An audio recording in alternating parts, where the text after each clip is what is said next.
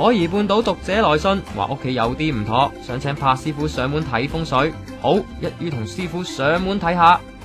單位好骨子啊，冇咩唔妥喎。睇下個景，哎呀，乜對面單位擺個神主喺窗台噶？單位個外圍景觀咧，我哋見到對面咧有個天神同埋個地主喺度喎。好多朋友咧都會諗翻咧，就會擺三叉啊、八卦等等喺度對抗翻啦。其實會影響到鄰里嘅關係嘅。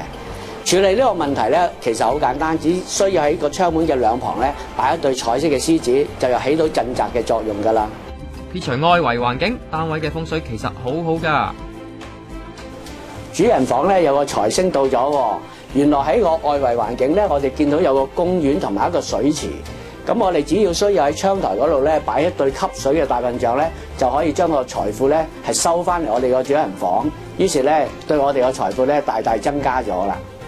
大象擺設要一對，象尾一隻向左，一隻向右，代表男女主人。最重要係象鼻向下為之吸，如果向上就會噴走啲水，咁就弄巧反拙。其實屋主幾好彩，誤打誤撞買咗間幾好風水嘅屋，細房又有官星同文昌星度，小朋友又瞓喺度，讀書聰明又伶俐。